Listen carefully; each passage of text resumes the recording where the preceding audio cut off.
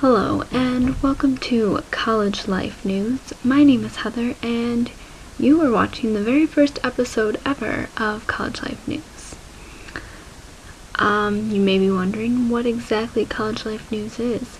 Well, I am a college student and at the beginning of my college career, I wanted to get news but never had time to sit and watch an hour-long news broadcast. I was looking for something quick to tell me what was going on in the world. So, I'm providing that to other college students and just other people in general out there. So, I will tell you about my adventures in college and what news stories are going on in the world, along with my opinions on each of them. So, let's get started. Last night at 2 in the morning, I went to take a shower and was doing my thing, scrub-a-dub-dub, and all of a sudden I hear this loud beep, beep, beep, beep. The fire alarm was going off. And my first thought was, oh, someone either pulled it or they burnt their popcorn and set it off. Well, then as I was getting out, because I needed to leave the building anyway, I hear girls running down the hall and screaming. So I was like, okay, something is definitely up, because you don't scream during a drill. So then I was like, clothes. I need to find my clothes. I need to put them on. Where are they? And I was shaking. I was freaking out. And I was like, keys. Gotta have my keys. And I was running out. And people are hurrying out of the building. I'm like, what's going on? So I go down the stairs and I hit the lobby and there's just people standing in the lobby. And I'm like, well, obviously nothing huge is going on because you wouldn't be standing in the lobby if our building was on fire.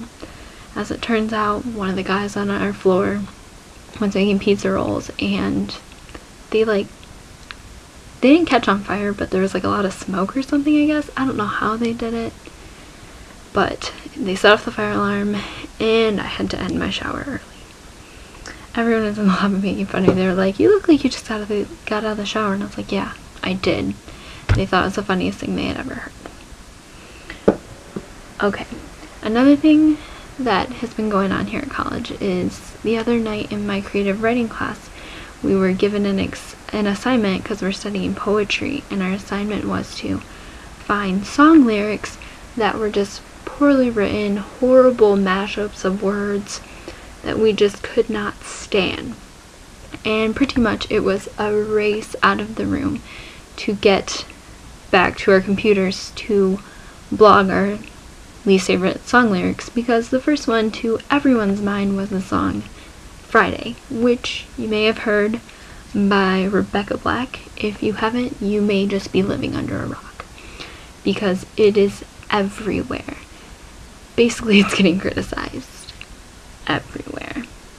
And I can't say I'm going to be much different. I think the lyrics are horrible. Why? Because talks about Friday, and then it talks about how you can't decide which seat to sit in when in the music video there is only one seat available. Plus, I do not understand the connection between Friday and deciding what seat to sit in. Do you just have this problem on Friday, or is this every day of the week problem? I don't get it.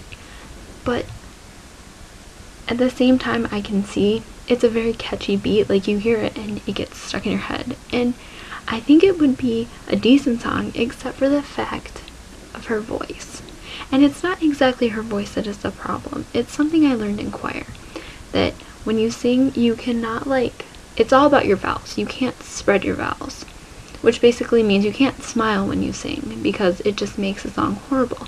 And if you watch the video, the section where she just sings Friday, Friday, she is smiling the whole time, and that is when the song is unbearable, and that just ruins the whole song for me, without the lyrics or anything. If she could sing better and fix her vowels, I think that song could be a major hit and would not be as criticized. But despite the fact that it is so criticized, it's still a huge hit. Everyone says they don't like it, but it is currently 24th on iTunes on their top whatever. And when I looked last night, it was 31st. So just overnight, it has moved from 31st to 24th. So I think she's doing pretty good for herself. And she'll probably become famous. And there will probably be more songs to make fun of. Okay, now moving on to actual news stories that are more intellectual. Japan. They had an earthquake you might have heard of. Just a little one, 8.9, no biggie. Yeah, right. I haven't really heard much about this anymore. I was like, what happened? Because for a week and a half, maybe even 2 weeks, that was all they could talk about on the news, all they could talk about. And then it just hit a point and it stopped. You barely heard anything. And I still don't hear very much about it. And I was like, what's going on? Because last I knew, there was a huge nuclear plant possible meltdown that they were freaking out about. So I don't understand why it just stopped. All news coverage just seemed to stop. Or we'd get just a little bit of information oh, this is what the death toll is now. Well, you had all these people in California and even other parts of the United States freaking out about it. So what happened? Well, I did a little research, and the facts are still, you gotta search for them to find out what's going on. But what I know is that there are 3 employees in the power plant who have been exposed to water that has radiation in it that is 10,000 times above the normal level. Also, there is a possibility that there is some sort of leak that is occurring that may be caused by a possible crack in reactor number 3's containment vessel, which is not good. And the evacuation zone has been moved from 12 to 18 miles around the nuclear plant. So this dilemma is far from over. It's still a problem over there. They don't have it under control. So I wonder, why aren't we hearing about it anymore? Are they worried we're just gonna freak out like we already did? Do they think just by not talking about it, or are they just bored with it? I don't know what's going on. So that's something I want to hear more about. It seems like as soon as the whole Libya situation came along, everyone seemed to kind of forget about Japan, and that's still a very big issue. But I'm not trying to say Libya is not important either, because that's a whole nother issue going on over there. And I was doing a little research, and I found that Libyan hospitals are in huge trouble. They don't have any empty beds, they don't have electricity, they don't have anesthesia or painkillers. Basically, they can't really treat people, and they're having to turn away people who aren't very serious. Anyone with lesser injuries is not being welcomed, and in their opinions, anyone who has had their arm or leg amputated is considered a lesser injury. That makes me just go, what? You're missing a part of your body and you are not a severe issue? What is wrong with you? That I understand you're busy and you're packed and you don't really have resources or anything, but that seems like a severe case. If I were missing my arm or my leg or any extremity, I would be personally freaking out. So I don't understand how that is considered a lesser injury. It's just gone, and you're gonna say, oh, sorry, no big deal, we have other cases? That makes me wonder, what then else on your scale is considered lesser and severe? If I'm missing 2 extremities, can I get in? Or is it just, doesn't matter the number, if you're missing extremities, you don't get in, but heart attacks are okay, strokes, where do you draw the line then? Are there any boundaries whatsoever? Okay, and moving on to our final topic, the Oxford English Dictionary has added some new words to it. Words such as muffin top and tinfoil hat, which, okay, whatever. Tinfoil hat, I don't know really why that's being added. It's kind of self-explanatory, and tinfoil and hat are both in the dictionary already, so when you put them together, it's kind of insinuated that you know what they mean, but, no, it's not gonna bother me any if it's in there.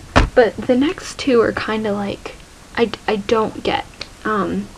They've added abbreviations such as OMG, LOL, FYI. They aren't really words, but I mean, I guess there are other abbreviations in there, so I mean, okay, but I don't see the point really. But this next one really bothers me because it's not even close to being a word. It is just a heart symbol, you know, like the I heart New York symbol.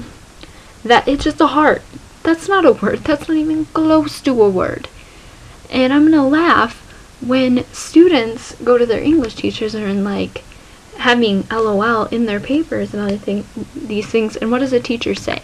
Because immediately the student's gonna have a comeback of, well, this is in the dictionary, and the Oxford English Dictionary says it's okay. Why can't I use it? What do you say? I mean, it's kind of like back in my day when I was in elementary school, our teachers would always tell us ain't a word. And we'd be like, but it's in the dictionary. We looked it up. Ain't is in the dictionary, so ain't is a word. I mean, so that should be some interesting controversy to see if students try to get away with using those in papers and in school. So that's all I have for you today. I hope to see you, or I hope you watch the next broadcast. I hope you enjoyed this broadcast, and if you want to like or favorite, that would be awesome, and I will see you next time.